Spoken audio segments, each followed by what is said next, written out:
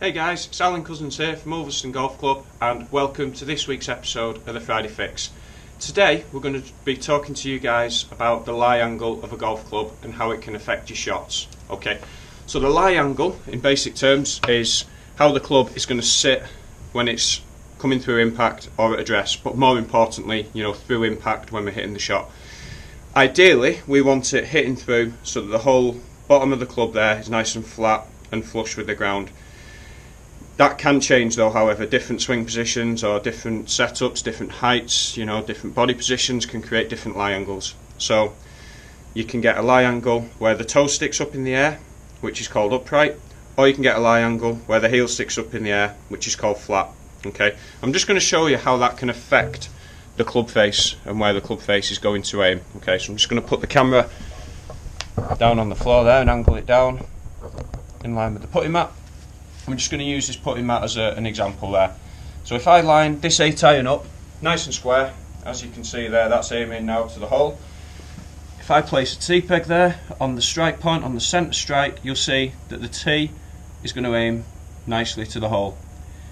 If I create a flat lie where the heel sticks up in the air, to exaggerate it, you'll start to see that the tee, although I've not turned the club face, the tee is now aiming to the right of the hole.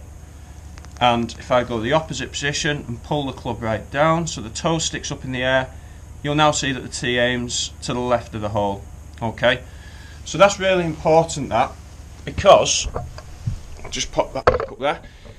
That's really important because obviously you could be putting a good swing on the golf club, but if the clubs aren't made right for you, you could be hitting them offline unnecessarily. Okay, so it is really important that you get yourself custom fit if you're looking at a new set of clubs. If you've got a current set and you're not wanting to change your clubs, we can do loft and lie measurements. So down in the teaching room we've got a loft and lie machine where I can measure you up and do all the adjustments for you. It takes about an hour, and we've got an offer on at the moment. It's normally £35 to have your club's loft and lie checked. We'll do that £10 off as a promotion if you book it within the next 2 weeks and quote the Friday Fix video. Okay, we'll do it at £25 for you. So it's really good promo, that, and good thing to do every year at the start of each season. Get your clubs checked over, because even though the clubs perhaps may not change throughout the year, your swing might, and that's going to have an effect on the lie angle itself. Okay, so couple of other bits of news. We've got a social event coming up on Friday the 23rd of February.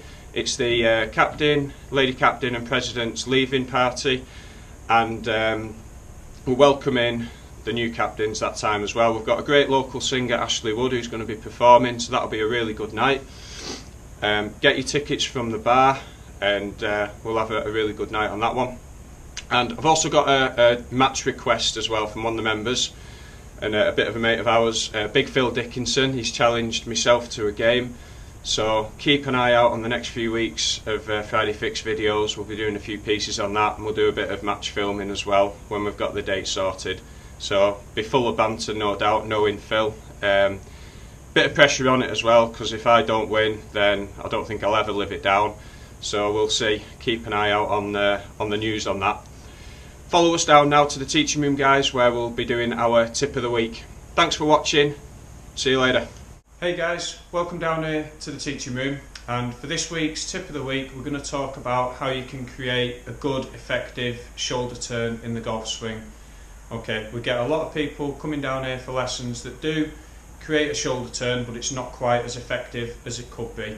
Okay, so what we tend to see a lot of people do is turn the shoulders, but in doing so they straighten the right leg out and they turn the hips out too much in order to create a little bit of room so that the shoulders turn.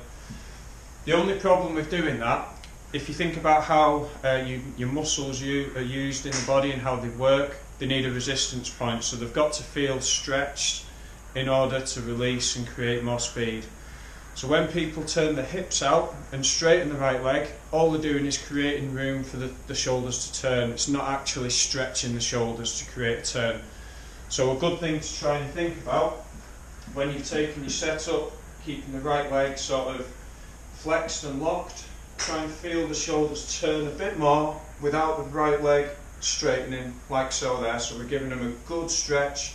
That way we can really feel a good wind up on the upper body then. Okay, and we should then find a more positive, faster downswing into the ball.